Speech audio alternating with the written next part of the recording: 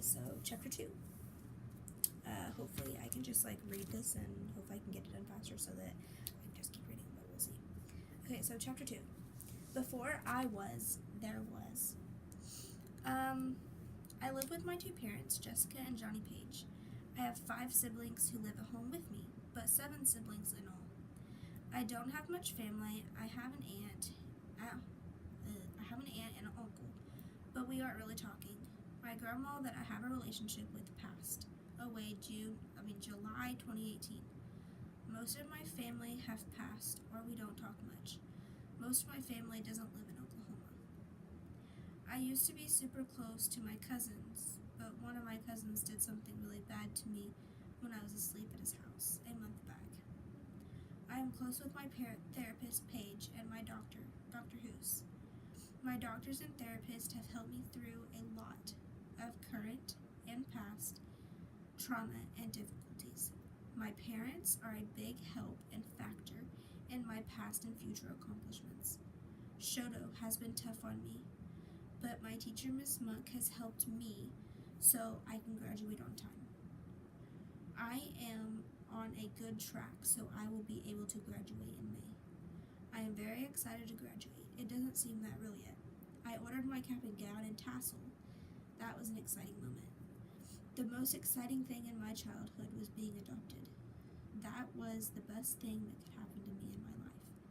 The worst was being abused and passed around to families who didn't care about me.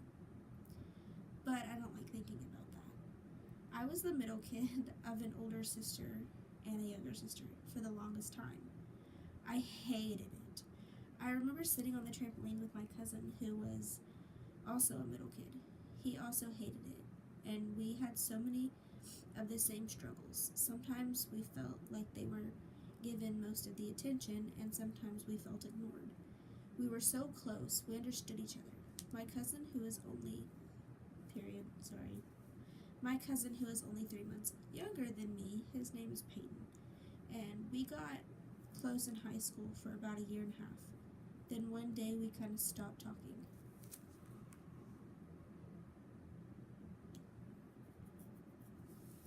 Peyton was my best friend for the first year and a half of high school.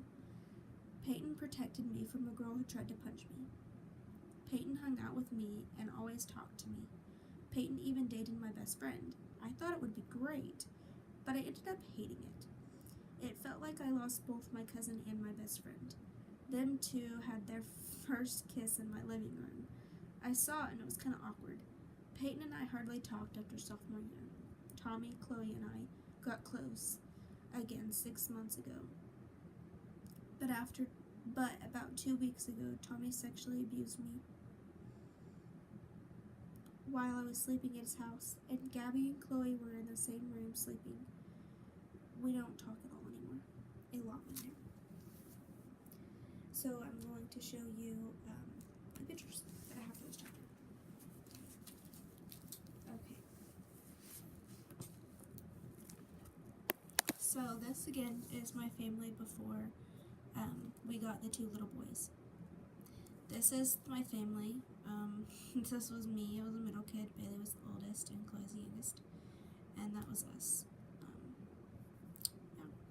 And this is my family now. Huge. So basically, this is just the thing of growing families. This is my family a few years ago, 2 years ago, I think. My family, I don't know, forever ago. And my family now. So yeah. Because we're only 4 minutes, read the next chapter. Hopefully it's more.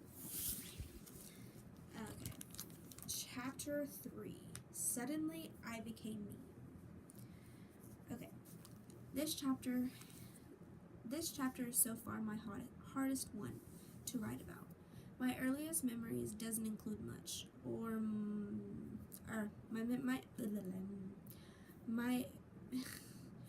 my earliest memories doesn't include much good, or much of anything really. When I turned 18, some of my bio family started to add me on Facebook and message me. At first, I had to learn who most of them were.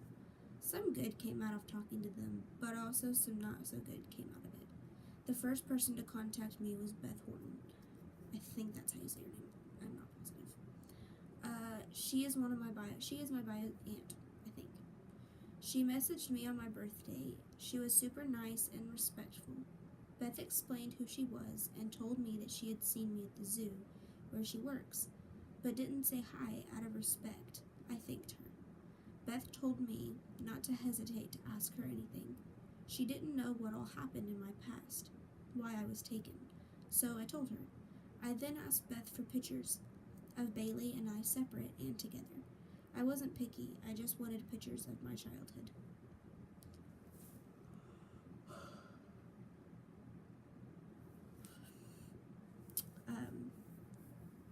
When I was a baby, that she could send me. She later sent me a good bit of pictures, mostly of Bailey, which upset me, but it was okay. Most of my bios that contacted me were teenagers when all this stuff happened.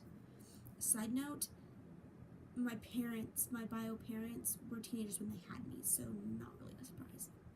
I don't really know why I put that in there, although they were, but they were also having kids and all that.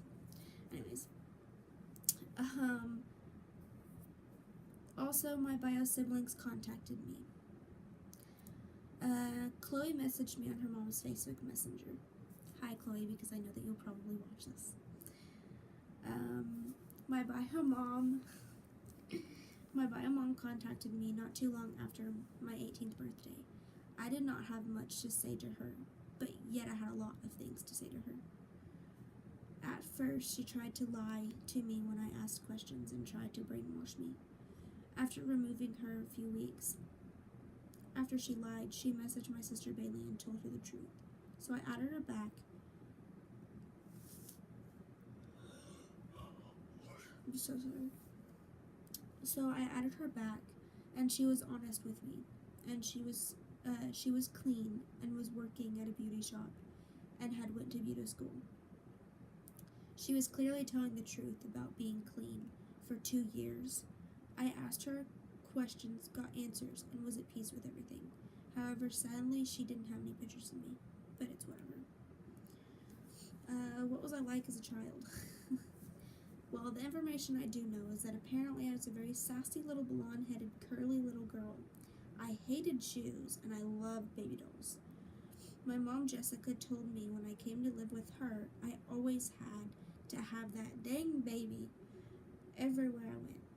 As far as my first word, no one knows what my first word was. For when I walked, they say I was on track with everything whenever I walked. Or on track with everything, like when I walked and talked and all that. But that was probably a lie. And the reason that I say this, because I know some of them watch it, and I don't have to explain myself, but I will. I say that because there's no way that I was on track. There's just not. With all of everything that I do remember and how far I was behind whenever my parents got me and everything, there's just no way that I was on track with all of that. I barely talked whenever my parents came. So there's just no way that I was on track with everything. So anyways, that's just a little side note. When was I potty trained fully? Well, I'm not happy to say this, because most people it's around 2, but mine was 11. But I did not have anyone to care about me enough to take the time to potty train me, but my mom Jessica and dad Johnny. And they didn't get me until I was 9 or 10, and I was drugged up, and they had to get my brain to function. I was almost brain dead. Educationally, I was about a pre-K level, even though I was 9 or 10 at the time. I was super behind. I had so much trauma I wasn't able to tell when I needed to use the bathroom. And once I did, I couldn't hold it for very long at all. Now that I'm older and not as low IQ and am in tune with my body, I know when I start having big problems is when my bowels get backed up. Probably too much information, but it's true.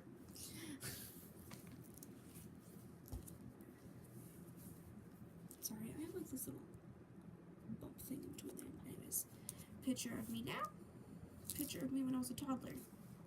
Picture of me when I was a baby. And that's my sister Bailey. So me, Bailey, me.